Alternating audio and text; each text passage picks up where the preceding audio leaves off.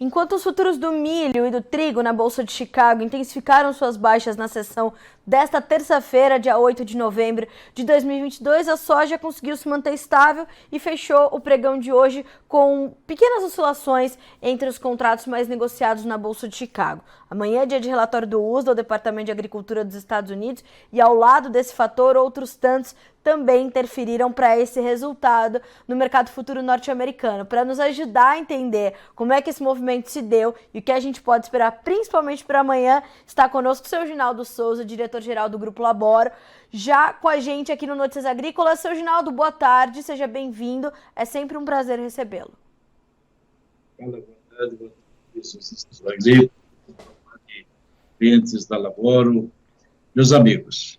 Hoje foi um dia bastante volátil, um dia bastante dinâmico. Nós tivemos aí o mercado trabalhando dos dois lados por duas oportunidades e fechando em baixa. A baixa pesada no trigo, 18 centavos de baixa. O milho também caiu bem, 8 centavos e meio. A soja caiu 3 centavos e 3 quartos. Não foi uma queda tão grande, mas ela trabalhou em alta 2, 3 vezes. Nós estamos na véspera do supply demand. Amanhã é um dia de supply demand, não há previsão, grandes previsões de mudança dos estoques. Na soja está se falando no aumento de estoque de 12 milhões de bushel, é coisa pouca. Sim. 200 milhões foi o estoque do mês passado.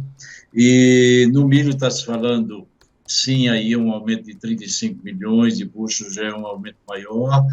E no trigo, na realidade, não se fala em aumento de estoque.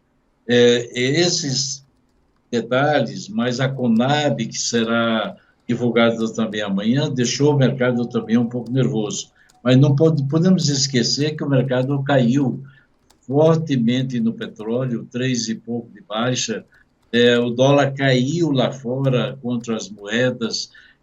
Hoje é um dia muito especial nos Estados Unidos, dia de eleição, nós chamamos de midterm, é aquela famosa eleição do meio do mandato, onde se elege governadores, vamos dizer, deputados, senadores, o presidente da Câmara, o presidente do Senado, do Congresso. Então, é um dia muito importante, nós só vamos saber algum resultado durante a noite, efetivamente, e talvez mais resultados amanhã.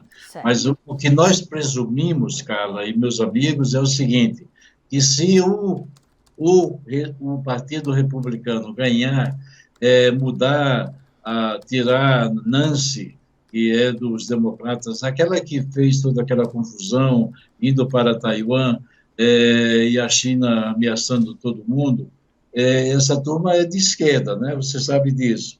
Então, esse pessoal aí, se for considerar que eles seriam mantidos no governo, é uma coisa.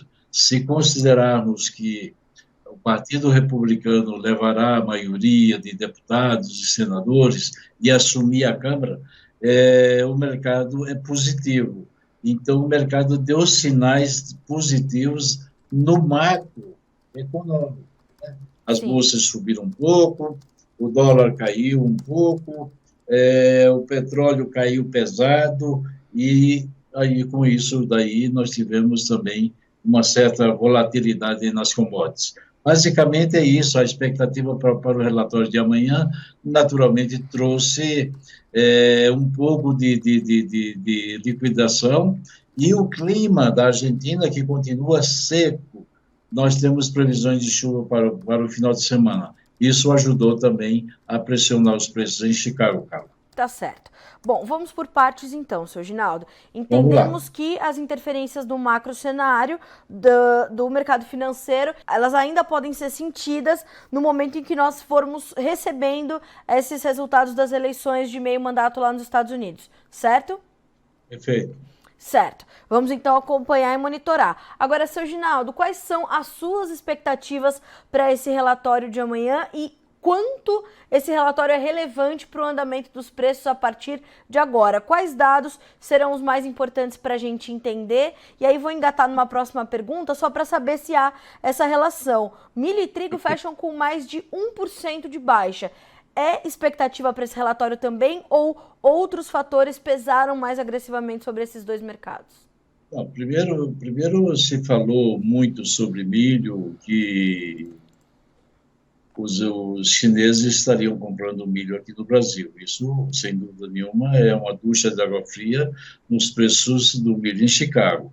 E, segundo o trigo, também não há nenhum consenso sobre a questão do corredor de exportação. O trigo hoje é um termômetro, vamos dizer, para o resto do mercado. Se o trigo está subindo, o que está acontecendo? O Putin não aceitou, por enquanto, a questão de renovar o acordo. Ele está dizendo o seguinte, que para renovar o acordo, ele quer que um banco estatal seja retirado das sanções para que o país possa fazer um montaréu de coisas, naturalmente receber dinheiro, pagar, etc, etc.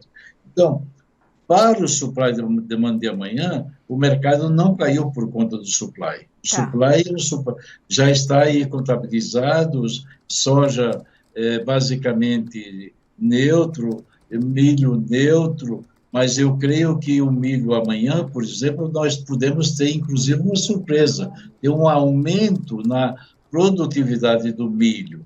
Mas na soja eu não vejo nada e no trigo também não vejo nada excepcional. Certo. O mercado antecipou, o mercado naturalmente reagiu em cima dessas outras informações, principalmente das questões se vão levar trigo do Brasil, milho do Brasil, da Argentina, e essas fofocas que saíram aí, porque eu não diria que são nem rumores, sobre a Argentina que poderia estar fazendo um novo pacote, um novo dólar para estimular o exportador argentino a fazer suas exportações. Tá. Isso também pode ter pesado no mercado. Mas eu vejo, Carla, que, em especial para amanhã, nós não temos nada. Eu acho que amanhã, além do que tem aqui, o resto é surpresa.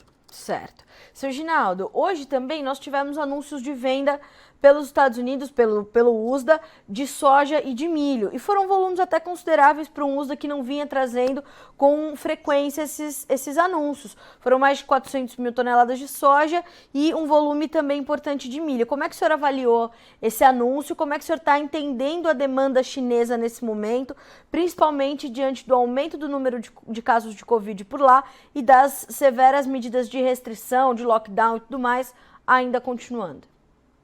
Cara, é preciso que nós levemos em consideração o seguinte, esses números, esses dados da divulgação hoje de novas vendas, que grande parte foi para o México, só teve duas vendas que a gente presume, uma é Unknown Destination, que a gente já presume que é China, 134 mil toneladas, se não me engano, e outra de 134 mil confirmado para a China, o resto foi tudo México. Esses números, na realidade, tiveram o seu valor. Foi nesse momento que a soja subiu, chegou a estar no green, trabalhou no verde aí durante um período, depois caiu, voltou a subir de novo. Esses números mostrando demanda fizeram com que o mercado de soja trabalhasse na alta e não fechasse tão baixo quanto fechou o milho e o trigo. Então, eu diria para você que os números de hoje foram importantes. Entretanto, você tem que levar em consideração que a ducha fria está vindo da demanda.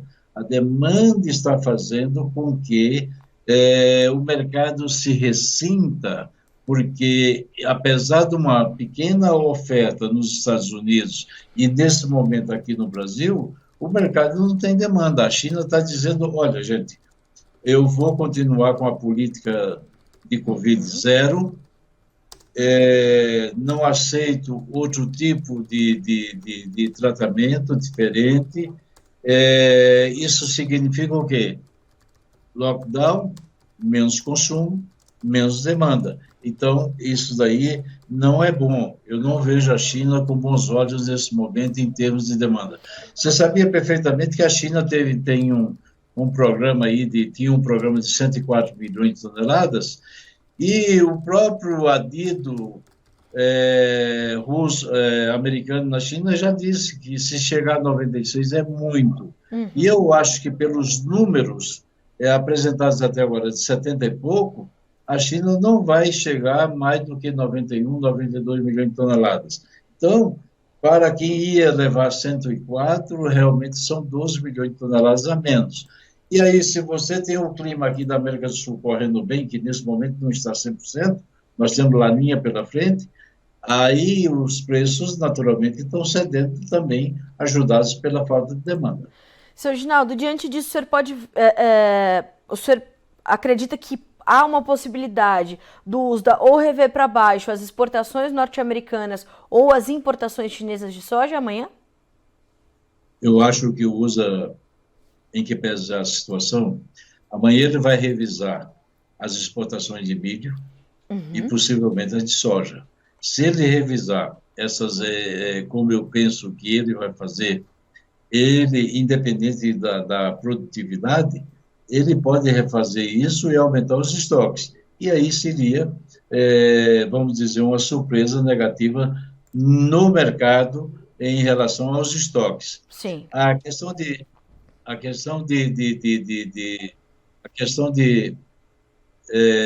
tá ouvindo, Carla? Tô, sim, senhor. Beleza. A questão de nós pensarmos que o USA vai aumentar a produtividade, vai aumentar isso, vai aumentar aquilo, eu acho que amanhã o USA, se fizer algum movimento no milho, é muito pequeno, e na soja, na minha opinião, ele não vai mexer. Se mexesse, ele teria que mexer para baixo, reduzindo naturalmente a produtividade. Isso, sim, seria uma surpresa, e aí o mercado amanhã poderia dar uma boa puxada na soja. É isso que nós temos pela frente, Carla. Certo. Amanhã temos Conab também. Sim. A Conab, naturalmente, pode vir com números parecidos como da vez passada. Talvez não teria grande influência, porque a safra de milho já foi muito bem estimada, a safra de soja também. Então, não há razão, nesse momento, para ela aumentar as safras de milho e soja aqui no Brasil. Seu Ginaldo, como é que isso tudo chega aqui para o Brasil? Porque o que a gente tem de informação é que o nosso movimento de comercialização está lento, o produtor está reticente e os últimos acontecimentos, inevitavelmente, deixaram o produtor ainda mais contido, ainda mais na defensiva. Esse movimento do produtor segurando um pouco mais as suas vendas, ele ajuda a dar algum suporte às cotações da soja também na Bolsa de Chicago? Ou o mercado nesse momento está com muito espaço para outras informações? Espaço para outras informações, sim, sem dúvida nenhuma. Mas os estoques brasileiros, nesse momento, o estoque de soja, é relativamente muito pequeno, o produtor não vai vender, a turma sabe que ele vai segurar o máximo possível. A questão dos embarques nos Estados Unidos, que nós tivemos aí, naturalmente, uma melhora no rio Mississippi, então já está se fluindo melhor a navegação, então os estoques americanos também não vão, assim, aumentar do dia para a noite, o que vai estar reduzindo é a demanda mesmo, certo. Não é, naturalmente, a questão de oferta, isso, aquilo que está, vamos dizer, dificultando. O que está realmente pressionando o mercado é a falta de demanda, cara. Então, eu não vejo, neste momento, nada de novo em termos da oferta. A oferta está aí, é pequena aqui no Brasil. Se a Argentina vier com novos, vamos dizer, embarques, criando uma nova taxa de dólar e colocando milho, porque se falou que a Argentina poderia vir com milho e soja para exportação, aí sim, aí os preços cedem mais, porque aí você tem um concorrente oferecendo produto no mercado com prêmios mais baratos. Então, a gente tem que levar em consideração esses detalhes. Tá bem. Seu Ginaldo, e como é que o produtor brasileiro está encarando esse momento? O senhor imagina que até o final de 2022 a gente ainda tem algumas oportunidades de comercialização, de preços remuneradores, e o produtor brasileiro deve e vai aproveitar essas oportunidades, ou ele ainda segue muito contido? Não, eu acho que o produtor brasileiro vai estar contido, vai segurar naturalmente as vendas. Oportunidades, sem dúvida nenhuma, podem aparecer, principalmente quando se trata de clima. Nós estamos vivendo o Laninha. Ontem nós aferimos as questões do Laninha e constatamos que aumentou. O ano passado nós tínhamos um Laninha leve para moderado. Este ano é o contrário, nós temos uma laninha moderado para forte.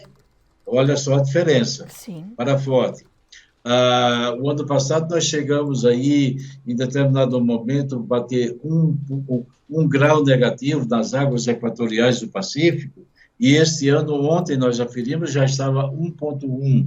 Se isso for confirmado a partir do dia 17 de novembro, que é a data básica que nós estamos colocando, assim como o ano passado nós também fizemos isso, acertamos que era 15 de novembro, esse ano é 17 de novembro. Se em 17 de novembro nós conferirmos, o Laninha continua 1 grau, 1,1, 1,2, aí nós vamos dizer, gente, se prepare e nós vamos ter problema no Laninha, com o Laninha. E outra coisa que eu faço uma observação e quero aqui chamar a atenção de meus amigos ouvintes de notícias agrícolas. No passado, eu acompanhei as questões do Laninha há pelo menos 40 anos. Pelo menos 40 anos. Certo. Tanto aqui como nos Estados Unidos, já enfrentei secas terríveis, uma série de coisas. Mas eu quero dizer para vocês o seguinte, que no passado nós tínhamos uma Laninha com histórico que se limitava ao Rio Grande do Sul, uma parte do oeste de Santa Catarina e uma parte do oeste do Paraná. Hoje, o Laninha, ele não só influencia no Paraná, no Rio Grande do Sul e Santa Catarina, ele pega parte de São Paulo, ele pega parte do Mato Grosso do Sul, principalmente o sul do Mato Grosso do Sul, ele pega uma pontinha do Mato Grosso, ele pega Goiás. Então, nós temos que ficar atentos, porque muitas vezes o Laninha, que trazia, vamos dizer, complicações, adversidades climáticas, anomalias, era mais situado aqui na região sul. Hoje não, ele se expande e as áreas do Laninha danificam e atrapalham e reduzem safras em outros estados, coisas que não haviam no passado. Então, nós temos que ficar de olho, atentos para isso, porque poderá acontecer este ano novamente, Carla. Tá. Seu Ginaldo, eu ontem ouvi uma análise bem interessante, que o produtor brasileiro, talvez nessa angústia pelo que ele pode sentir com o Laninha, ele está evitando avançar com a sua comercialização, com as suas vendas. A gente tem visto um dólar muito volátil, os prêmios que são consideráveis para esse momento aqui no mercado brasileiro. Como é que o senhor está avaliando esse momento para nós? É realmente um momento bastante temeroso? O senhor compartilha dessa análise? Como é que o senhor sente o mercado brasileiro de soja nesse momento em termos da nossa competitividade, das nossas questões logísticas? A gente tem milho ainda nos nossos armazéns. Como é que o senhor sente o produtor e o mercado brasileiro de soja nesse momento? Bem, vamos primeiro por parte. Na realidade, o produtor brasileiro, na minha opinião, está fazendo correto. Diante de um Laninha, de uma possibilidade mais acentuada, mais forte, com as possibilidades aumentando, o que o produtor brasileiro está fazendo? Ele está segurando, porque ele diz, se eu ter um Laninha, nós vamos ter preços melhores, eu vou ter menos safra, eu vou ter menos produtividade, e com isso, naturalmente, os preços vão subir, eu não vou estar vendendo volumes lá na frente, porque eu posso ter problema também para entregar, etc, etc. Isso é típico, é natural, não é só aqui, é nos Estados Unidos, é em qualquer lugar do mundo. Quando se tem uma ameaça de quebra, e possível quebra, ele começa naturalmente a segurar o seu produto. E os produtos que estão aí, as disponibilidades que tem de milho, o Brasil, você viu que o Brasil embarcou mais de 7 milhões agora de milho no mês de outubro, ele está embarcando bem. A soja ele vai segurar com certeza e o milho vai fluir um pouco e ele também vai segurar um pouco, mas a soja muito mais. Então eu vejo que o produtor brasileiro, eu não quero aqui bater palmas, mas eu quero dizer que, na minha opinião, ele está corretíssimo do jeito que está fazendo, porque se vier um laninha e nós vamos confirmar isso a partir do dia 17, é muito provável que nós tenhamos uma redução de safra na América do Sul, porque uma safra cheia, cara, vamos colocar que uma safra cheia normal no Brasil, na Argentina, Paraguai, Uruguai, daria uma safra de 215 milhões de toneladas. E 215 milhões de toneladas jogaria indiscutivelmente os preços muito abaixo dos níveis que nós estamos vendo. Sim. Talvez uns $2 a menos. Então, isso seria com safra cheia. Com safra não cheia, se nós tivermos um laninha que venha acabar a safra, eu fiz uma conta ontem. O ano passado, nesta mesma época, a soja estava 12,40 nesses níveis. E agora está quanto? 14,40 por aí. Então, se você pegar e fizer as contas, nós estamos com $2 over o ano passado. E a soja foi a 17, quase 18. Está lembrado? Quase 18. Sim. Então, muito provavelmente, com laninha, nós tenhamos preços bem mais altos. Não havendo laninha, nós teríamos preços abaixo de $12. Eu posso lhes assegurar, nos meus cálculos, que nós iríamos para preço abaixo de $12 por bucho. Então, nesse momento, eu prefiro esperar, e é o que o produtor também está fazendo, esperar. Se chegou o final de novembro, está terminando a época do plantio, não está chovendo, o produtor vai plantar no seco, não vai, ele vai esperar e não vai querer fazer bobagem, vender antecipado, vender volumes. Eu acho que o produtor tem que aproveitar a alta dos preços e vender, mas vender dentro do normal, não buscando, evidentemente, vender grandes volumes. Vamos esperar. Se vier uma laninha, os preços vão subir. Mas calma, porque ainda é cedo para a gente falar disso. Depois do dia 17, nós poderíamos falar um pouco mais sobre isso. Tá certo. Seu Ginaldo, eu lhe agradeço demais pela serenidade da análise, por trazer esses fatores que estão aí às margens do que todo mundo está olhando, porque realmente a gente precisa olhar para essa movimentação do petróleo, as eleições americanas, o mercado cambial. Então, obrigada mais uma vez por estar conosco nesse dia cheio de novas informações, mas também cheio de indefinições, muito semelhante ao que estamos vivendo aqui no Brasil, né, seu Ginaldo? Então, com certeza. Essas incertezas também, Carla, sobre as questões políticas, sobre uma série de fatores aí que estão ocorrendo, povo na rua, dificuldades, tudo isso aí, todo mundo tirou o pé do acelerador e disse, espera aí, piano, devagar, se vai lontando. Eu vou esperar um pouco e é o que está acontecendo, cara. É o que está acontecendo. É isso. Então é bom a gente ter essa serenidade para encarar o momento. Obrigada mais uma vez, seu Ginaldo. As portas são sempre abertas para o senhor é desta família, com certeza. Obrigada e bom restinho de terça-feira para o senhor. Um grande abraço, Carla. Abraço a todos vocês, ouvintes, amigos, e uma ótima terça-feira. Vamos esperar que amanhã é quarta-feira. Devemos ter boas notícias aí até sexta-feira pelo Brasil. Eu amo esse Brasil, querido, assim como você e todos os brasileiros que têm um coração sempre voltado ao bem. Obrigada, viu, seu Ginaldo? Muito gentil da sua parte. Até a próxima. Bom trabalho para o senhor. Até mais. E com Deus. Seu Ginaldo Souza, diretor-geral do Grupo Laboro, nos trazendo essas perspectivas importantes que nós tivemos nessa terça-feira. Não olhar só para essas expectativas do relatório do USDA, mas olhar também para essa baixa de 3% do petróleo, desse movimento bastante volátil do dólar, dessas eleições norte-americanas de meio mandato que acontecem nessa terça-feira. Primeiros resultados deverão começar a chegar na noite de hoje e mais efetivamente amanhã, o que deve continuar mexendo com o mercado financeiro, uma vez que o mercado espera essa vitória do Partido Republicano, dessa troca de chefia lá no Congresso norte-americano, principalmente a saída de Nancy Pelosi ali do que para nós é o equivalente à Câmara dos Deputados, né?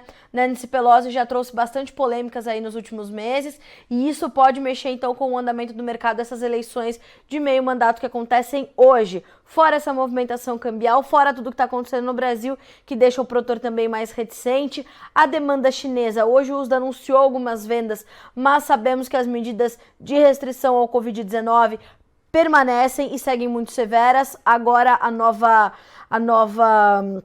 o novo foco é a cidade, a província que para nós é Cantão, né? Mas é a província de Guangzhou.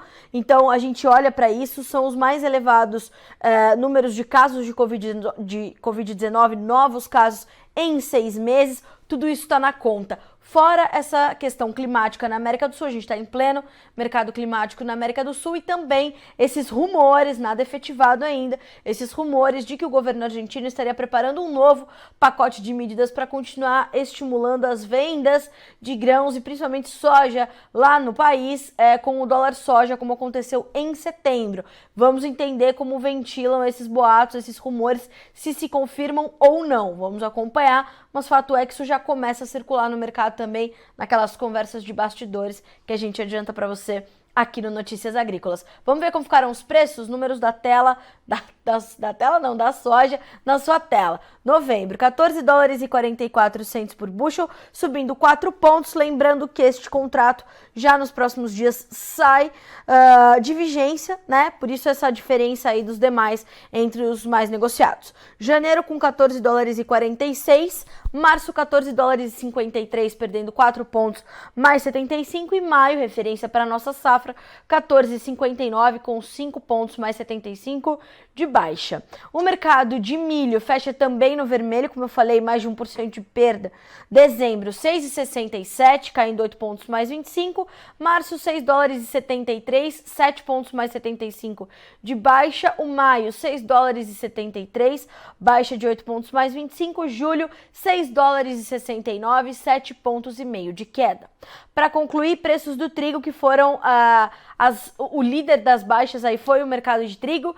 Dezembro 8,27, março 8 dólares e 47 centos por bushel, maio 8 dólares e 58, julho 8 dólares e 62, as perdas variaram de 16 pontos, mais 25 a 18 pontos nos principais contratos.